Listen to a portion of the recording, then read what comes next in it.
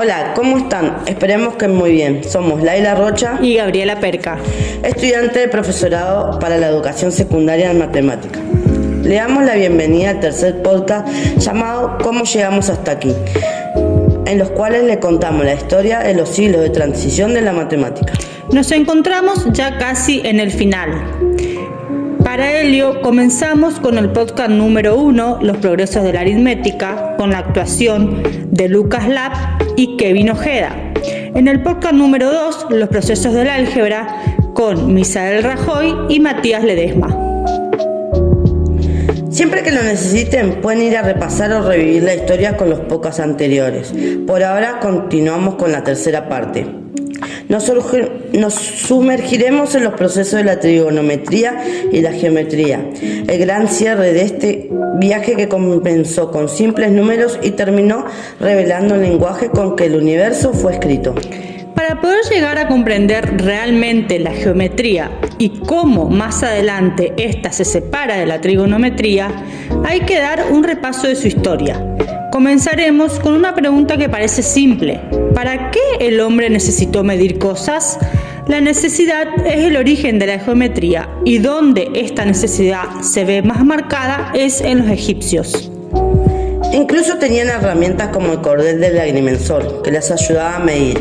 Pero no nos confundamos, no hablamos de medir solamente estructura, sino todo tipo de terrenos. Por otra parte, en Mesopotamia, los babilonios desarrollaban métodos geométricos relacionados con la astronomía y la aritmética, con una geometría más numérica que visual. No fue sino desde el siglo VI hasta el siglo III a.C.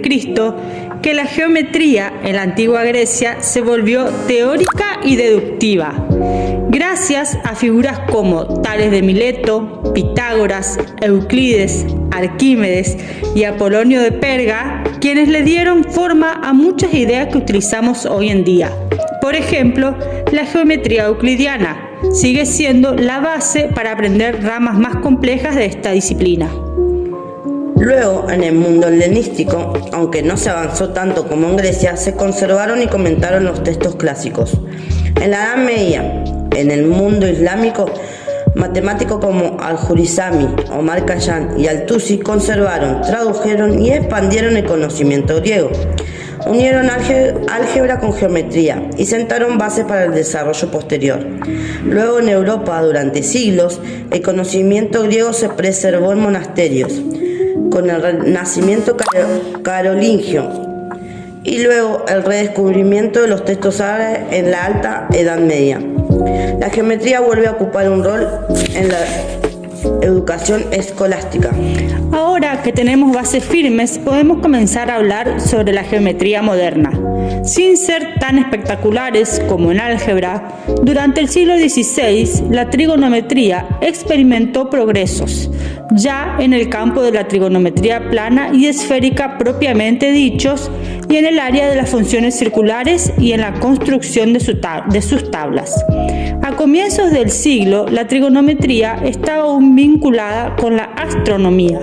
En la célebre obra de Copérnico, Revoluciones de los orbes celestes, 3 capítulos de ella están dedicados a las funciones circulares, 2 de las cuales habían aparecido en 1542, año anterior al de la publicación de la obra de Copérnico, en un escrito de su editor, George Joachim, llamado Reticus, por el lugar de su nacimiento.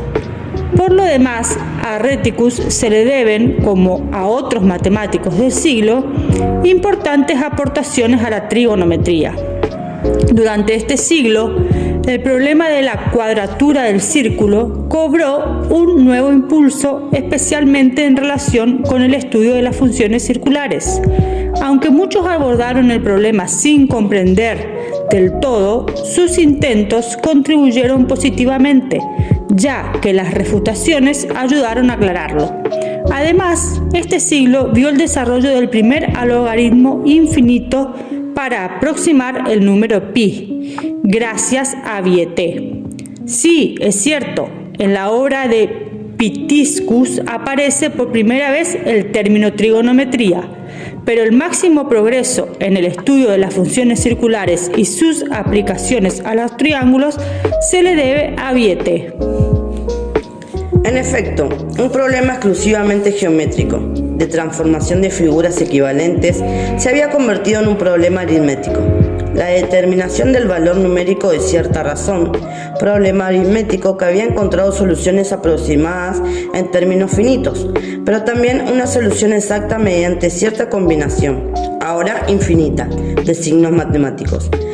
Por un lado, no era fácil superar los tratados perfectos de un Euclides, de un Arquímedes, de un Apolonio, que a través de versiones, ediciones y comentarios se difundieron durante siglos. Por otro lado, la preferente atención que el siglo dedicaba a los problemas particulares y a las aplicaciones no dejaba mucho campo a la geometría pura, sin olvidar que muchos problemas geométricos se resolvían más fácilmente con el álgebra. El más importante geómetra del siglo fue sin dudas el italiano de origen griego Francesco Maurolico, que se ocupó también de óptica y de mecánica, pero cuya vasta producción en parte se ha perdido y en parte es póstuma, por lo que en su tiempo no ejerció mayor influencia. Claro, comentarista y traductor de obras griegas, sus comentarios a Cónicas de Apolonio lo llevaron a considerar el estudio de esas curvas, deduciendo directamente sus propiedades del cono, del cual eran secciones, y no a la manera de Apolonio como figuras planas, procedimiento ya utilizado por Johannes Werner, algo anterior, autor de la primera obra europea sobre cónicas. Luego tenemos a Maurolico, a quien se le debe la aplicación en la forma aún rudimentaria del método de inducción completa en la demostración de ciertas propiedades de los números poligonales y poliédricos, quien publicó en su Arithmeticorum Libri Duo, escrita en 1557 y aparecida en 1575. Entre los traductores y comentaristas cabe mencionar a Federico Comandino, a quien se deben, además de traducciones, contribuciones al estudio de los centros de gravedad y a la perspectiva. Ya Clavius Christophers Sells, conocido por el papel que desempeñó en la reforma del calendario de 1582, reforma gregoriana, y por la influencia que ejerció en la enseñanza mediante su edición comentada de los elementos de Euclides. También en geometría se destacó Vitet al ocuparse de los problemas clásicos y de su época. Más adelante veremos cómo las aportaciones a la trigonometría se debe a Reticus, el estudio sistemático de las 6 funciones circulares que aparecen por primera vez en Europa, definidas mediante el triángulo rectángulo de la hipotenusa, el radio de la circunferencia fundamental, fuera del seno y del coseno. Reticus no dio nombre especial a las demás líneas. Los nombres de tangente y secante aparecen en una obra de Thomas Frink de 1583. Ya entrando en lo que es la segunda mitad del siglo XVI, la perspectiva, hasta entonces tratada por los artistas a su manera, comienza a ser objeto de contribuciones de geómetras. Inicia esta labor el ya mencionado Comandino en un escrito de 1558, donde, después de referirse a la proyección estereográfica, pasa a ocuparse de la perspectiva. En el siglo XVI se difundieron obras importantes sobre la perspectiva, útil para pintores, escultores y arquitectos. Destacan la obra de Daniel Barbaro en 1568 y especialmente las 2 reglas de las perspectivas prácticas del arquitecto. Jacopo Barozzi, conocido como el Vignola. Esta última fue publicada póstumamente en 1583 con comentarios de matemático y divulgador Carlos Pellegrino Danti. La obra se tradujo a varios idiomas y junto con su libro Las reglas de los 5 órdenes de la arquitectura en 1562 tuvo una enorme influencia en la arquitectura durante más de 3 siglos. No nos olvidemos de Giovanni Benedetti, científico que se ocupó en especial de temas de dinámica y que trató de cuestiones vinculadas con la perspectiva. que incluyó en sus escritos geométricos la obra mediante la cual esta rama de la geometría adquiere jerarquía científica, en los 6 libros de la perspectiva que en 1600 publica Giubaldo del Monte, donde aparece por primera vez el teorema que demuestra que la perspectiva de un haz de rectas paralelas es en general un haz de rectas concurrentes.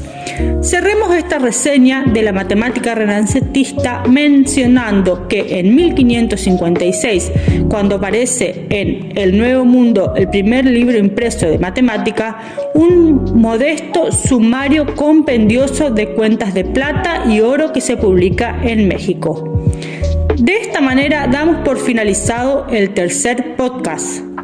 Somos Rocha Laila y Gabriela Perca. Y esto fue Los Siglos de Transición. Muchas gracias por habernos acompañado hasta el final de este podcast. Esperamos que hayan disfrutado la narración tanto como el equipo disfrutó realizar este proyecto. Los invitamos a volver a comenzar esta historia desde el capítulo 1 y revivirla una vez más. Esperamos que les sea de gran ayuda. También recordarles que la realización de estos podcasts fue posible gracias a los alumnos de primer año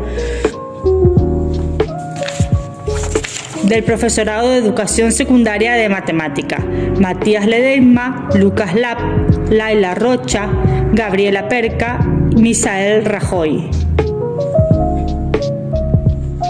Muchas gracias por acompañarnos. Esto fue todo de nuestra parte. Hasta la próxima.